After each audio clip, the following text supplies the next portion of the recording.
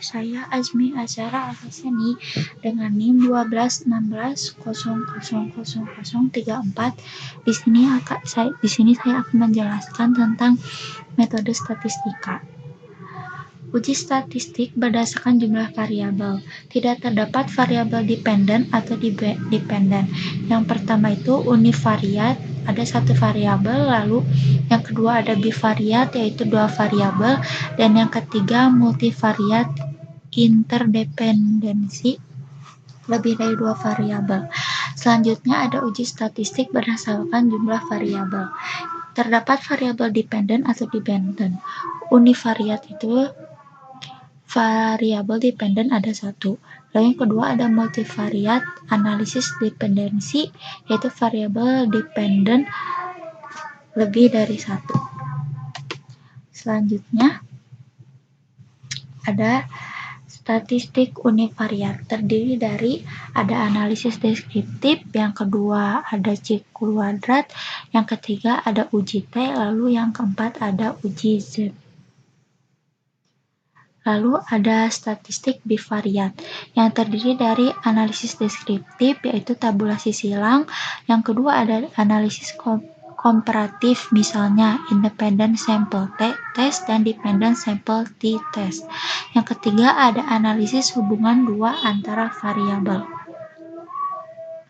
Selanjutnya ada statistik multivariat, dibagi menjadi dua, yaitu ada analisis dependensi, yaitu untuk menjelaskan dan memprediksi lebih dari satu variabel dependen berdasarkan variabel independen yang digunakan. Lalu yang kedua ada analisis interdependensi, yaitu untuk mengetahui struktur sekelompok objek, dimensi, dan variabel. Selanjutnya ada pembagian uji statistik secara kegunaan. Kegiatan pada statistik inferensial baik parametrik maupun non-parametrik melibatkan studi tentang variabel. Yang pertama variabel komparatif, kedua korelasional, yang ketiga pengaruh atau kausalitas. Selanjutnya studi komparatif digunakan untuk mengkaji derajat signifikan perbedaan variabel pada dua kelompok sampel karena pengaruh suatu perlakuan atau treatment. Selanjutnya ada two sample related, bisa diperoleh dengan 3 cara. Yang pertama, satu kelompok diamati dalam 2 waktu yang berbeda, dan yang kedua dengan memasang 2 individu yang berasal dari satu populasi. Yang ketiga, dengan memasangkan 2 individu yang berasal dari 2 populasi yang karakteristiknya mirip. Selanjutnya ada uji statistik dalam studi komparatif. Uji statistik yang terlibat dalam studi komparatif diklasifikasikan berdasarkan yang pertama skala ukur, kedua jumlah variabel yang terlibat, dan yang ketiga asal populasi. Selanjutnya ini ada tabel statistik komparatif.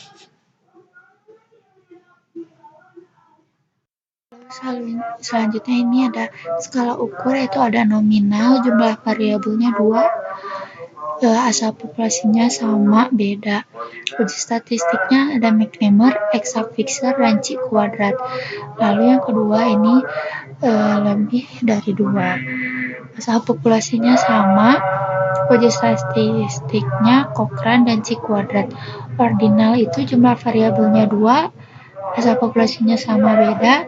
Uji statistiknya Sigentest dan Matt-Whitney.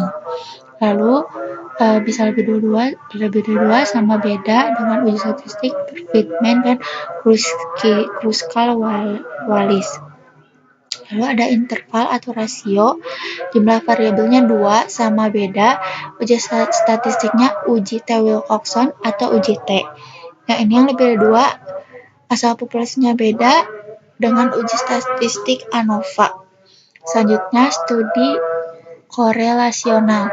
Setelah diketahui 2 sampel berbeda atau tidak, lebih jauh ingin diketahui apakah yang menyebabkan perbedaan itu. Perbedaan bisa saja diakibatkan akibat pengaruh suatu variabel terhadap variabel diteliti. Untuk mengetahui kemungkinan terdapatnya hubungan antar variabel-variabel yang terlihat dalam populasinya dilakukan studi korelasional. Selanjutnya ada uji-uji statistik dalam studi korelasional. Uji statistik pada studi korelasi diklasifikasikan berdasarkan skala ukur masing-masing variabel yang terlibat. Tidak ditentukan mana yang menjadi variabel pertama ataupun variabel kedua.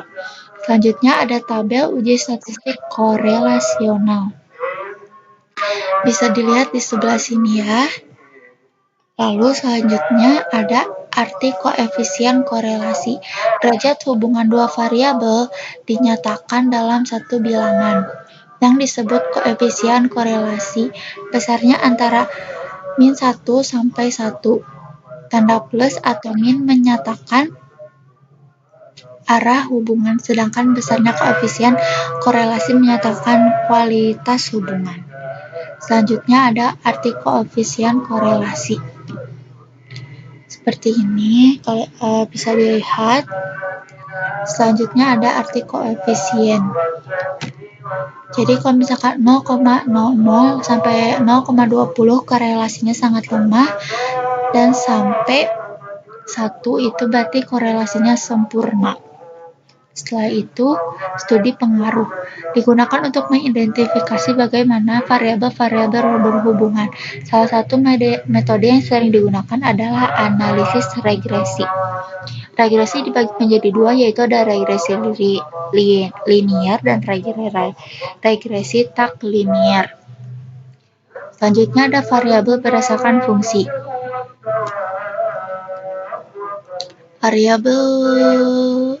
Dalam analisis regresi terdapat dua variabel, yaitu ada variabel bebas dan ada variabel yang terikat. Sekian dari saya. Wassalamualaikum warahmatullahi wabarakatuh.